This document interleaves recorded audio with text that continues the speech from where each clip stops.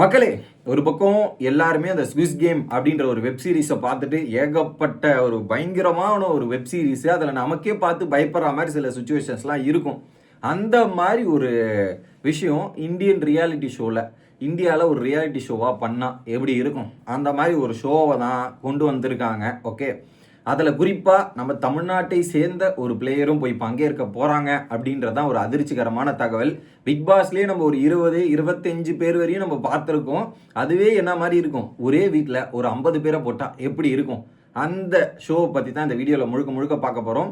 50 த ஷோவோட பேர் 50 the show 50 த 50 அப்படின்றது தான் ஷோவோட பேர். அதில் 50 பேர் யார் யாரெல்லாம் பார்ட்டிசிபேட் பண்ணுறாங்க அவங்களுடைய நேமும் சொல்ல போகிறேன். அந்த ஷோவோட ரூல்ஸ் அண்ட் ரெகுலேஷன் என்ன, யார் ஹோஸ்ட் பண்ண போகிறாங்க அப்படின்ற ஒரு 3 விஷயம் தான் இந்த வீடியோவில் நம்ம பார்க்க போகிறோம். சேனலுக்கு புதுசாக இருந்தீங்கன்னா மறக்காமல் சப்ஸ்கிரைப் பண்ணிடணும். நீங்கள் சப்ஸ்கிரைப் பண்ணால் தான் இன்னும் நம்மளுடைய இலக்கு ஒரு 10,000 இருக்குது. அப்போ தான் 1 லட்சம் அப்படின்றத போய் நம்மளால் தொட முடியும். அதுக்கு உங்களோட உதவி தேவை. மறக்காமல் சப்ஸ்கிரைப் பண்ணிடுங்க. வீடியோவுக்கு லைக்கும் ஐப்பும் பண்ணிக்கிட்டு அந்த வீடியோ பல பேருக்கு போய் சேர்ந்துடும். அந்த உதவியை பண்ண மாதிரி கேட்டுக்கொள்கிறேன். இப்போ கண்டென்ட்டுக்குள்ளே போயிடலாம். ஃபஸ்ட்டு ரூல்ஸ் அண்ட் ரெகுலேஷனுக்குள்ளே போயிடலாம். அதுதான் இன்ட்ரெஸ்டிங்காக இருக்கும். ஓகே, கிட்டத்தட்ட 50 செலிபிரிட்டி, அந்த 50 செலிபிரிட்டியோட நேம் நான் பின்னாடி சொல்கிறேன். 50 celebrity will together in massive palace like Mahal அப்படின்றது. ஸோ ஒரு பெரிய பேலஸ் இருக்கும். அந்த பேலஸில் 50 செலிபிரிட்டியை போட்டுருவாங்க. இது வந்து எப்படின்னா, பிக் பாஸ் இருக்குல்ல, பிக் பாஸை விட கொஞ்சம் அடுத்த லெவலுன்னு வச்சுக்கலாம். நீங்கள் ஆன்லைனில் சொல்லணும்னா பிக் பாஸை விட, ஏன்னா பிக் பாஸில் ஒரு 20 பார்ட்டிசிபெண்ட் ஒரு வீட்டில் போடுவாங்க. இது அதை விட பெருசாக இருக்குது. அந்த பேலஸுமே நான் பார்த்தேன். கிட்டத்தட்ட படிக்கட்டுலாம் வச்சு ஒரு ராஜா அரண்மனை மாதிரி இருக்குது. அந்த படிக்கட்டு வச்சு அதில் ஒரு பெட்ரூமு, இது எல்லாமே இருக்குது. வேறு மாதிரி இருக்குது. கார்டன் ஏரியாவும் இருக்கட்டும் சரி, ப்ளே ஏரியாவாக இருக்கட்டும் சரி, எல்லாமே பெருசாக பயங்கரமாக இருக்குது. ஒரு நீங்கள் ஒரு ஹோட்டல் போனால் எப்படி இருக்கும், 5 ஸ்டார் ஹோட்டல், இந்த மாதிரி அந்த ரேஞ்சுக்கு ஒரு பெரிய மகாலாக ரெடி பண்ணி வச்சுருக்காங்க. வேறு லெவல் ஒன்று. அடுத்து கேம்ஸு, எப்படி game play will based on no rule concept. இங்கே ரூல்ஸ் வச்சுருந்தாவே ஏகப்பட்ட சண்டைகள், ஏகப்பட்ட சச்சரவுகள் வரும். இங்கே நோ ரூல் கான்செப்ட்னு சொன்னால் அப்போ என்னென்ன சண்டைகள் வரும்னு யோசிச்சு மட்டும் பாருங்கள். No rule concept. பட் நமக்கு லான்ச் ஆனால் இன்னும் டீட்டெயில்ஸ் தெரியும். பட் இப்போது வெளியே வந்திருக்கிற தகவல் இது, அதை நம்மக்கிட்ட சொல்லிக்கிறேன். ஓகே, அடுத்து concept inspired by Squid game but without any violence. Squid கேமை பேஸ் பண்ணி தான் அந்த கான்செப்டை டிசைன் பண்ணியிருக்காங்க. அதில் ஏகப்பட்ட வைலன்ஸ்லாம் நடக்கும், ஏகப்பட்ட சுச்சுவேஷன்ஸ் எல்லாம் இருக்குது. இதில் அந்த வைலன்ஸ் இல்லாமல் கேம் பிளே எப்படி நடத்தணும், எந்த மாதிரிலாம் எடுத்துகிட்டு போகிறாங்க அப்படின்றது தான் இருக்குது. ஆனால் நம்ம இப்படி சொல்லுவோம், ஆனால் அங்கே நடக்கிற சுச்சுவேஷனில் என்னென்ன யார் யார் எப்படி, ஏன்னா வந்திருக்கிற ஆட்கள் அப்படி. ஏன்னா பல நாள் பிக் பாஸில் இருந்து, பிக் பாஸில் பல சச்சரவுகள், பல சண்டைகளை அங்கிருந்து முடியாமல் பல கண்டஸ்டன்ஸ் அப்படியே வராங்க. ஸோ அங்கே இருக்கிற பிரச்சனை இங்கே தொடர்ந்துருவாங்க போல இருக்கு அப்படின்ற மாதிரி தான் இருக்குது. ஓகே, அடுத்து so the lion will act as the game master. Lion அப்படின்ற மாதிரி ஒரு மாஸ்க், நீங்கள் ஸ்விஸ் கேமில் பார்த்தீங்கன்னா ஒரு முகமூடி போட்டுக்கிட்டு ஒரு ஆங்க இருப்பாங்க, கேம்ஸை கண்டக்ட் பண்ணுவாங்களே, அதே மாதிரி இந்த வீட்டில் வந்து லயன் அப்படின்றவங்க இருப்பாங்க. அவங்க தான் கேம் மாஸ்டர். என்னென்ன கேமு எல்லாத்தையும் கண்ட்ரோல் பண்ண, அந்த வீட்டோட லயன் அப்படின்றத வச்சுக்கலாமே, அந்த அரண்மனையோட லயன்னா அவங்க தான். அவங்க தான் எல்லாத்தையும் கண்ட்ரோல் பண்ணுறது, எல்லாத்தையும் ஹேண்டில் பண்ணுறதுன்னு இருப்பாங்க. Okay, king of the jungle. அடுத்து no kitchen, household duties contestants only for, கிச்சனும் இருக்காது, ஹவுஸ் ஹோல்ட் டியூட்டிஸும் இருக்காது. Only focus on games only, task only. Task நடக்கும், நிறைய டாஸ்க்கோ கேம்ஸோ வச்சுக்கிட்டே இருப்பாங்க. அதை மட்டும் தான் பண்ணணும். ஏன்னா பிக் பாஸ்லலாம் நீங்கள் பார்த்தீங்கன்னா ஹவுஸ் ஹோல்டு ஒர்க்கு, கிச்சன் ஒர்க்லேயே சண்டை வரும். நீ பண்ண மாட்டியா, நான் மட்டும் தான் பண்ணணுமா அப்படின்னு, அதுக்குள்ளேயே ஏகப்பட்ட பிரச்சனை வரும். பட் அதெல்லாம் இதில் அவாய்ட் பண்ணிட்டாங்க. அது எதுவுமே கிடையாது போல இருக்கு. ஓகே, அடுத்து எவ்ரிடே, ஒவ்வொரு நாளும் வந்து அந்த இது இருக்குல்ல, கேம் பிளே பண்ணுற ஏரியான்றது ஒரு இருக்குல்ல, கார்டன் ஏரியாவாக இருக்கலாம், ஆக்டிவிட்டி ரூமாக இருக்கலாம், இந்த மாதிரி இருக்கும்ல, அந்த ஏரியாவில் போயிட்டு டெய்லியும் கேம் விளையாடுவாங்களாம். ஃபிசிக்கல் கேம்ஸாக இருக்கும், இல்லை மென்டல் கேம்ஸாக இருக்கும். ஏதோ ஒரு கேம் ஒவ்வொரு நாளும் கேம் நடந்துக்கிட்டே இருக்கும். ஏன்னா இப்போ நீங்கள் யோசிச்சு பாருங்கள், 20 நாள் ஒரு பக்கம் 20 கண்டஸ்டன்ஸ் உள்ளே விட்டு அவங்கள ஒவ்வொருத்தரும் எவிக் பண்ணுறதுக்கு கிட்டத்தட்ட எத்தனை நாள் எடுக்குது, ஒரு கிட்டத்தட்ட 100 நாள் எடுக்குது. 20 கண்டஸ்டன்ஸ் வாரம் எவிக் பண்ணி எடுத்துகிட்டு வரதுக்கு. இப்போ ஒரு 50 கண்டஸ்டன்ஸ் வீட்டுக்குள்ளே போகிறாங்கன்னா அப்போ எப்படி எவிக்ஷன் இருக்கணுன்றதை யோசிச்சு பாருங்க. ஓகே, ஸோ இது ஒன்று. அடுத்து அந்த டாஸ்க்கை போய் ஜெயிக்கிறாங்க இல்லையா, அப்போ என்ன பண்ணுவாங்க, டாஸ்க்கை ஜெயிச்சவங்களுக்கு ஒரு அட்வான்டேஜ், தோத்தவங்களுக்கு டிஸ்அட்வான்டேஜ். இல்லை, contestants who fail in task will be nominated and face elimination. So contestant டாஸ்கில் தோக்குறவங்களாம் டேரெக்டாக நாமினேஷனுக்கு வந்துடுவான். எலிமினேஷனை ஃபேஸ் பண்ண ரெடியாக இருக்கணும். எப்படி எலிமினேஷனை ஃபேஸ் பண்ண ரெடியாக இருக்கணும், இது ஒரு கான்செப்ட். இப்போ டாஸ்க்கை ஜெயிக்கிறான்ல, ஒரு பக்கம் ஃபெயில் பண்ணுறவன் நாமினேஷனுக்கு போயிடுறான், எலிமினேஷன் ஜோனுக்கு போகிறான். இப்போ ஜெயிக்கிறவனுக்கு என்னென்னா பவர் கிடைக்குமா, ஸோ டாஸ்க்கு ஜெயிச்சா ஒரு பவரு, அந்த பவரில் வந்து என்ன பண்ணலாம்னா ஒருத்தரை சேவ் பண்ணலாம் இல்லை எலிமினேட் பண்ணலாம் அப்படின்ற மாதிரி இருக்கும். இதில் என்ன பண்ணாங்கன்னா இதில் ஒரு ஃபேவரிசம் நடக்கலாம். இதில் தான் பயங்கரமான கேம் பிளேவே பவரை வச்சிருக்கவங்க கிட்ட தான் ஆட்டமே இருக்கு. அப்போ அவன் டாஸ்க்கை ஜெயிக்கணும், பவரை வாங்கணும். அதுதான் ஏன்னா இப்போ எவனா ஒரு ஸ்ட்ராங் பிளேயர் இருக்கான், அவன் போய் மாட்டிக்கிட்டான்னு வச்சுங்க, அவனை முடிச்சு வைக்கிறத திட்டம் போட்டு டீமாக செயல்படுவாங்க. இதுலேயுமே நிறைய கூட்டணிகள் உருவாகும். பவர் இருக்கவங்களாம் கூட்டணி வந்து ஃபேவரிசம் இந்த மாதிரி விஷயங்கள்ல நிறைய சண்டைகள் சச்சரவுகள் வரும். இதில் ஏகப்பட்ட ட்விஸ்ட் அண்ட் டர்ன்ஸ் இருந்துகிட்டே இருக்கும். ஏன்னா இது மக்கள் ஓட்டுப்படி இருந்தால் அது வேற, இப்போ உள்ள இருக்கிற கண்டஸ்டன்ஸ் கிட்ட இருக்கிற பவர்னா அது வேற. ஏன்னா பவர் இருக்குவன் எப்படா இவன் காலியாவான் அப்போ முடிச்சு விடலான்ற மாதிரி அப்படியே அப்படியே கழுகு பார்வையோட பார்த்துக்கிட்டே இருந்து எப்படா முடிச்சு விடலான்னு காத்துட்டு இருப்பாங்க. அந்த லெவலுக்கு இருக்க போது. ஸோ வேற மாதிரி தான் போங்க. அதில் சேவ் பண்ணுறதும் சரி, எலிமினேட் பண்ணுறதும் இருக்குது. ஏன்னா அவன் பவரை வச்சு எலிமினேட் பண்ணுறேன்னா நீ வீட்டை விட்டு வெளியே போய் ஆகணுவேன். அப்போ எப்படி இருக்கும் பாருங்க. இது ஒன்று. அடுத்து ப்ரைஸ் மணி அப்படின்னீங்கன்னா அந்த ப்ரைஸ் மணி 0ல் இருக்கும். 0லேருந்து இன்க்ரீஸ் பண்ணுவாங்க. இது பேஸ்ட் அப்பான் தான் நீங்கள் ஸ்விஸ் கேமில் அப்படி தான் இருக்கும் ப்ரைஸ் மணி. இதை அப்படியே தெலுங்கு பிக் பாஸ் சீசன் 8ல் ட்ரை பண்ணாங்கன்னு நினைக்கிறேன். ஆமாம், சீசன் 8ல் ட்ரை பண்ணாங்க. 0லேருந்து ப்ரைஸ் பண்ணி அதை அப்படியே அவங்க டாஸ்க் விளையாடி காசை சேர்ப்பாங்க.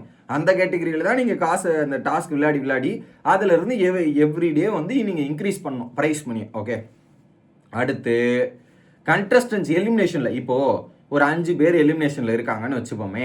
அந்த 5 பேர் எலிமினேஷனில் இருந்தோன்னா அவனுங்களே மாற்றி ஓட்டு போட்டு ஒருத்தனை எலிமினேட் பண்ணணும். 5 பேர் டேஞ்சர் ஜோன்பா.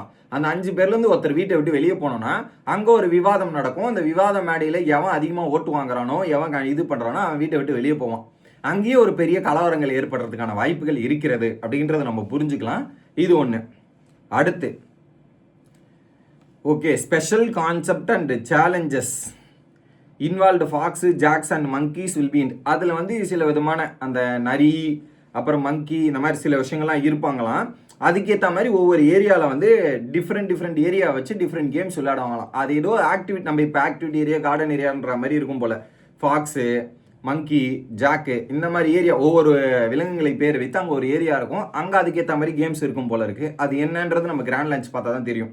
அடுத்து நாமினேட் ஆன கண்டஸ்டன்ஸ் இருக்கு இல்லையா, அவங்களுக்கு ஒரு ஏரியா இருக்குது. அந்த ஏரியாவில் தான் போய் தங்கணும். ஜெயிச்சவங்களுக்கு ஒரு லக்ஸுரி, தோத்தவங்களுக்கு லக்ஸுரி கிடையாது. அந்த இடத்துல தான் நீங்கள் இருக்கணும். அது என்னென்ன லக்ஸுரி இல்லைன்றது தெரியணும். சாப்பாடு இதெல்லாம் இருக்கும், பட் இந்த வசதி, ஃபேனு, ஏசி, காற்று, பெட்டு கிட்டெல்லாம் இல்லாமல் தரையில் படுக்க விடுறது, அப்புறம் பானை தண்ணியை குடிக்கிறது, இந்த மாதிரி ஏதாவது வச்சுருப்பாங்க போல இருக்குது. அந்த அளவுக்கு இருக்குது. பெட்ரூம் கூட கிடையாதான். ஓகே, ஜெயிக்கிறவங்களுக்கு வீட்டுமே இதுங்களுக்கு இது. அடுத்து ஆடியன்ஸ் ஓட்டிங்கே கிடையாதுப்பா. ஆடியன்ஸே ஓட்டு போட தேவையில்லப்பா. ஆடியன்ஸ் ஓட்டு போட்டு நீங்கள் எலிமினேஷன்லாம் இல்லை, அதெல்லாம் கிடையாது. என்ன பண்ணனா வியூவர்ஸுக்கு ஒரு ஃபேவரட் கண்டஸ்டன்ஸ் இருக்குது, அவங்கள நீங்கள் செலக்ட் பண்ணலாம். செலக்ட் பண்ணி இவன் ஜெயிப்பானா தோக்க மாட்டானா நீங்கள் பெட் பண்ணலாம். அப்படி பெட் பண்ணி நீங்கள் பெட் பண்ணுற கண்டஸ்டன்ட் ஜெயிச்சுட்டானா உங்களுக்கு ஏதோ ஒரு காசு வரும்ன்ற மாதிரி சொல்கிறாங்க. அது எந்த அளவுக்கு உண்மைன்னு எனக்கு தெரில. ஸோ ஒரு 10 பேர் இருக்கான், எனக்கு ஒருத்தனை பிடிக்குது, அவனுக்கு மேலே நான் பெட்டு போடுறேன். பெட் பண்ணவன் ஜெயிச்சிட்டான்னு வச்சுங்க, அவன் ஜெயிச்ச காசுலேருந்து உங்களுக்கு எப்படி வரும்ன்றது எனக்கு தெரில. அப்படி சொல்கிறாங்க, ஆனால் நம்புற மாதிரி எனக்கு தெரியல. இதுதான் ரூல்ஸ் அண்ட் ரெகுலேஷன். எப்படி இருக்குது பார்க்குறதுக்கு இன்ட்ரெஸ்டிங்காக இருக்குல்ல. இது ஒன்று. அதை தாண்டி இந்த ஷோவை யார் ஹோஸ்ட் பண்ண போகிறாங்க? ஏன்னா 50 பேர், இதில் 50 செலிபிரிட்டியை ஹேண்டில் பண்ணனா ஒரு திறமை வேணும், அதுக்கு ஒரு பயங்கரமான ஒரு ஹோஸ்ட் வேணும், அதுக்கு ஒரு மார்க்கெட் வேல்யூ வேணுன்ற மாதிரி நிறைய விஷயங்கள் இருக்குது. ஒரு பக்கம் என்னடான்னா ஷாருக் கான் தான் இதை ஹோஸ்ட் பண்ண போகிறார் அப்படின்ற சில வீடியோ ஃபுட்டேஜஸ்லாம் போட்டு host Shahrukh Khan first time host பண்ண போகிறாருன்ற மாதிரி பல தகவல்கள் வந்து கொண்டு இருக்கிறது. இன்னொரு பக்கம் அப்படியே போய் நம்ம செக் பண்ணி பார்க்கும்போது ஃபராக் கான் தான் வரப்போகிறாங்க அப்படின்ற மாதிரி சில ப்ரோமோக்களும் பார்க்க முடியுது. அதில் கூகுள்லையுமே போய் சர்ச் பண்ணாலும் இதுதான் காட்டுது. என்ன ஷாருக் கானா இல்லை ஃபராக் கானா அப்படின்ற ஒரு கேள்விகளோட நான் வைக்கிறேங்க. ஷாருக் கான்லாம் ஹோஸ்ட் பண்ணால் அது எந்த அளவுக்கு இருக்குன்னு பாருங்கள். அந்த ஷோவோட வேற மாதிரி ஒரு ஹைப்பாக இருக்கும். ஏன்னா இது வரைக்கும் ஷாருக் கான் எந்த ஷோவும் ஹோஸ்ட் பண்ண மாதிரி எனக்கு தெரில.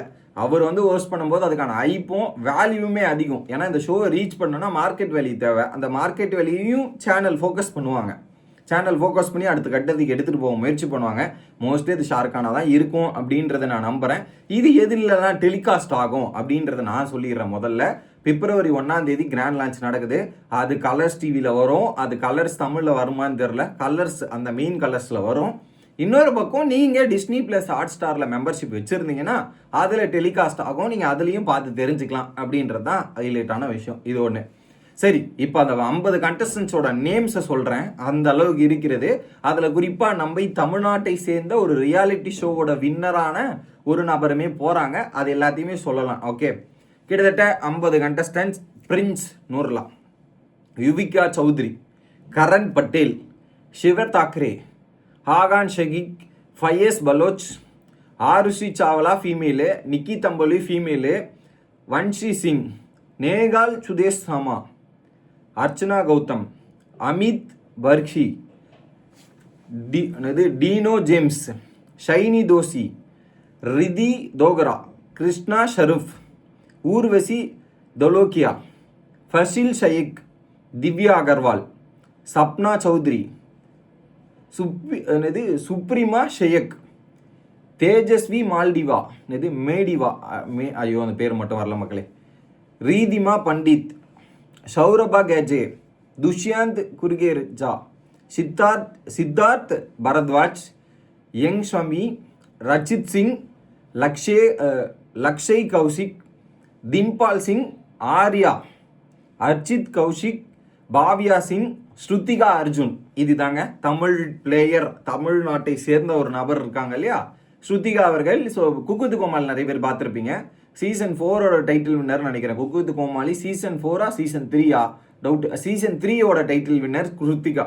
அவங்க போய் பார்ட்டிசிபேட் பண்ணுறாங்க. ஏற்கனவே போன வாட்டி பிக் பாஸ் இந்தியில் போய் பார்ட்டிசிபேட் பண்ண நபர் தான் ஸ்ருத்திகா.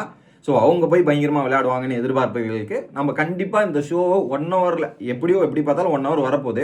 அதை அவங்க கிட்ட எடுத்துகிட்டு வந்து, எனக்கும் ஹிந்தி தெரியாது, பட் நானும் அதை புரிஞ்சுக்கிட்டு எப்படிலாம் இன்ஃபர்மேஷனை கலெக்ட் பண்ண முடியுமோ உங்ககிட்ட எடுத்துகிட்டு வந்து சேர்க்குறேன். Okay, Shrutika, Arbaz Patel, Digvijay Rathee, Shivet Tomar, Jahnavi Killekar Marathi Big Boss நான் பார்த்துருக்கேன், நீலம்கிரி, நட்டாலியா, கான் சாடி, காக்கா, என்னடா இது பேர் காக்கா, ரஜத் தலால், மனிஷா ராணி,